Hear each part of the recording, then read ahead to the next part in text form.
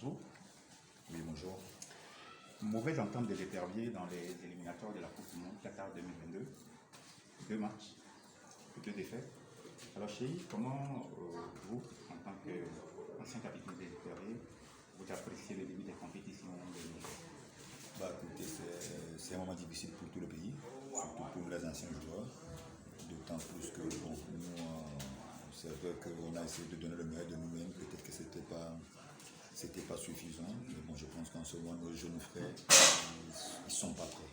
Ils sont pas prêts pour les échéances à venir. Ils ne sont pas prêts pour affronter leurs adversaires. Donc, de plus en plus, ça devient de plus en plus compliqué. Et je pense à ça très bien qu'on a une bonne équipe avec des bons joueurs, avec un leader derrière qui est Jen Dakonam. Mais bon, c'est vrai que sur le terrain, on ne voit pas le résultat. Et ça, c'est dégoûtant. Et ça, franchement, pour l'avenir, c'est pas rassurant. Quand on voit une équipe comme le Togo qui perd, on peut perdre des matchs. C'est sûr qu'on ne le veut pas, ça doit y arriver, tu vois. Mais si on perd à la maison contre la Namibie, ça par contre, c'est difficile. C'est difficile. Bon, c'est une ère de reconstruction des éperviers avec un nouveau sélectionneur, Paolo Duarte.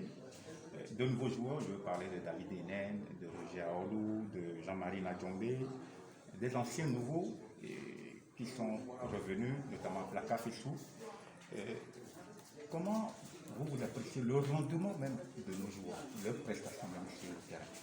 Écoutez, moi je ne veux pas commencer à citer les noms, d'autant que je ne connais pas tout le monde. J'ai eu à jouer avec Fodolaba, avec Jenny, avec 2-3 joueurs. Mais bon, quand je vois le rendement des joueurs, comme vous le savez, je suis le premier à critiquer moi-même ma prestation sur un match. Comme vous avez à plusieurs reprises partagé ce que je vous ai dit. Et aujourd'hui, c'est vrai que quand je vois des joueurs et que le Togo joue aussi mal que ce que moi j'ai vu contre la Namibie, et après le match, je ne vois pas de vidéo, je ne vois pas de communication, je ne vois pas de communiquer des joueurs, je ne vois pas les joueurs qui en parlent par rapport à ce qu'ils ont fait. C'est là que je me rends compte que le Togo va droit dans le mur. Parce qu'après un match, après je sais pas, peut-être dans leur tête, ils ont fait un super match, tu vois ce que je veux dire. Mais moi, en étant dans les tribunes, ça va pas du tout. C'est pas le Togo que moi je connais, c'est pas le Togo que j'ai eu la chance de jouer avec, et c'est même pas le Togo où j'ai eu la chance de voir jouer. Parce que dans le pays, j'étais ramassé le ballon, d'accord, en 96, 97, 98, avant que je m'envole pour la France en 99. Mais quand je vois le Togo jouer aujourd'hui, je me dis, waouh, on va vraiment droit dans le mur. On est dans un trou noir. C'est très très compliqué.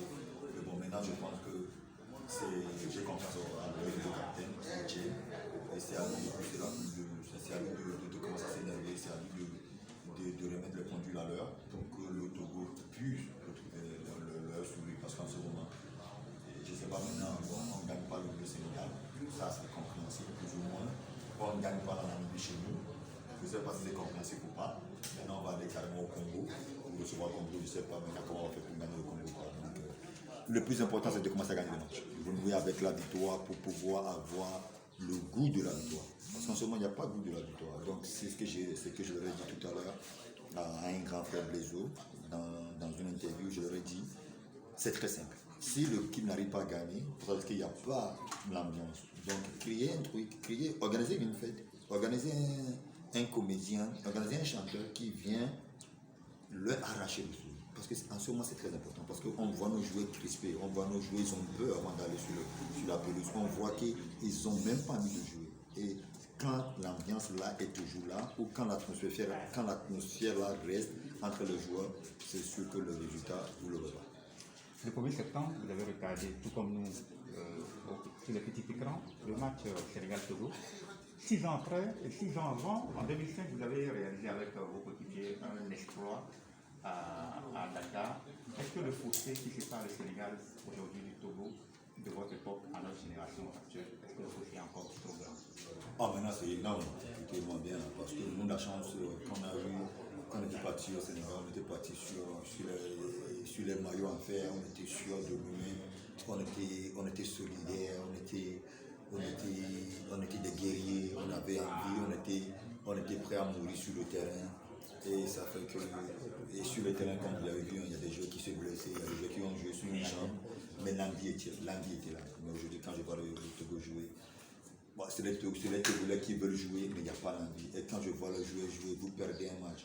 Moi aussi, j'adore prendre des photos, d'accord, avec des belles filles comme des grands joueurs, d'accord. Quand je vois le Togo qui perd un match contre le Sénégal, et au lieu de voir les communiqués des joueurs pour dire qu'on est désolé, on fera mieux le prochain match, quand je les vois poster les photos avec des joueurs qu'ils ont pris avec les photos avec des joueurs qu'ils ont pris au Sénégal, je me dis le Togo va dans le meilleur. Ça veut dire que ce sont des trucs déjà planifiés avant le match. Quand tu planifies de prendre photo avec un joueur avant de rencontrer le joueur sur le terrain, tu es diminué mentalement, tu ne le veux pas.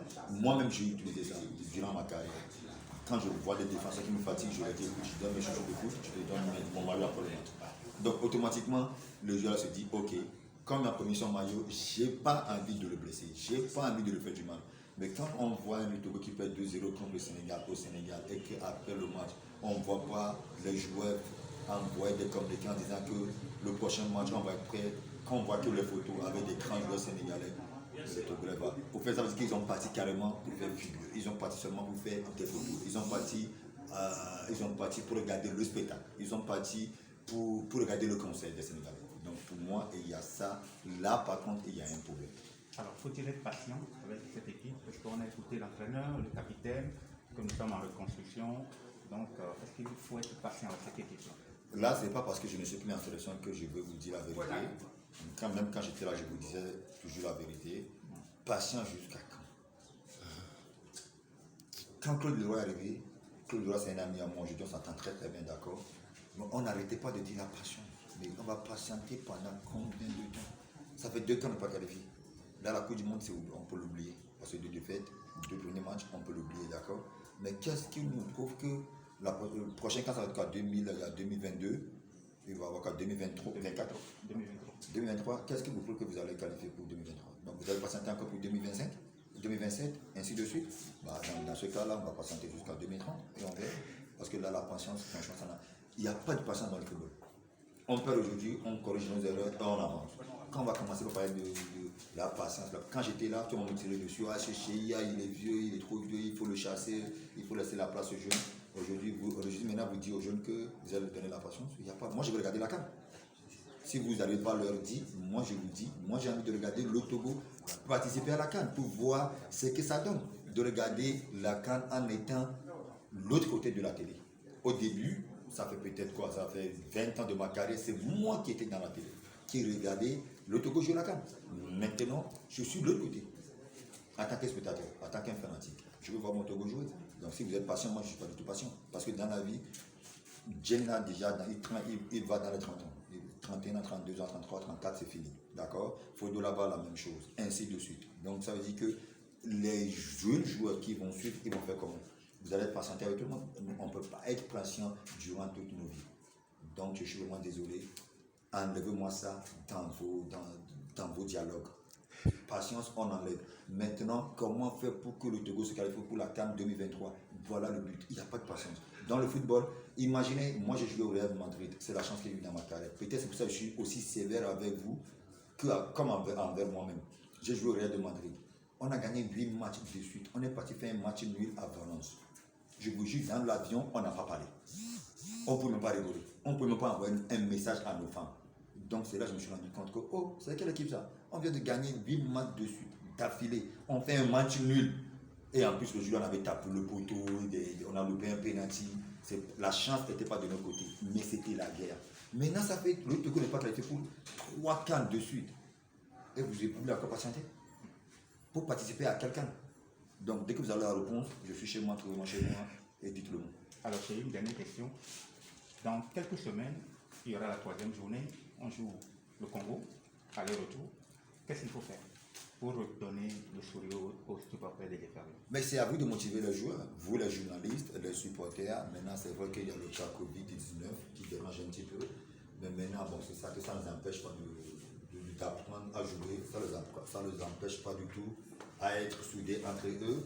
Comme je l'aurais dit tout à l'heure dans une interview, c'est à la fédération d'organiser un dîner amical.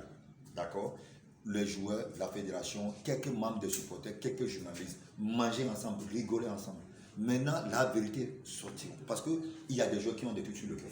qu'ils n'arrivent pas le dire parce qu'ils ne vous voient pas peut-être. Parce qu'ils rentrent le lundi ou le mardi, ils jouent le dimanche, le lundi, ils sont encore dans l'avion, ils repartent dans leur club respectif. Donc, à ce dîner-là, tu auras le temps de parler avec un Jim, tu auras le temps de parler avec un photo là-bas, Blaise aura le temps de parler avec le président de la fédération, ainsi de suite, parce qu'il ne faut pas aller à 1000 personnes. S'il y a 5, 6, 7, 10 journalistes, il y a les 23 joueurs respectifs, il y a la fédération, les membres de la fédération, Madame la ministre vient avec son équipe, tout le monde est là. Donc, en rigolant, on peut tout pas dire à la madame que, madame, je pense que je connais un pasteur qui peut prier pour nous pour qu'on gagne. Parce que là, vous êtes à table, vous êtes tous en train de rigoler. Et là, ça passe, c'est fluide.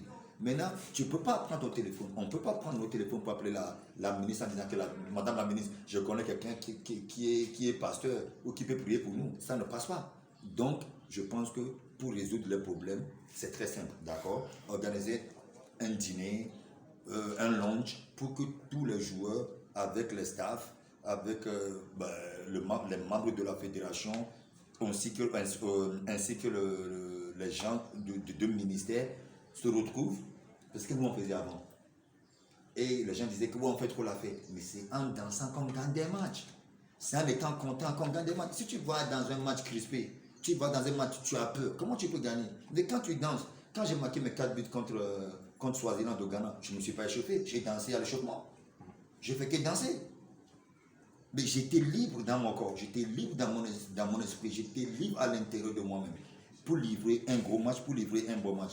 Maintenant, quand on voit les joueurs, on voit qu'ils sont crispés. Donc, je suis vraiment désolé, ça ne peut pas aller. Madame la ministre, j'ai parlé avec elle. J'ai parlé avec le président de la fédération qui m'a promis que quand les joueurs seront là, on va vous appeler, vous allez vous retrouver, on va parler. J'attends toujours l'appel. On ne m'a pas appelé, donc c'est très dommage. Merci, chef. Avec plaisir.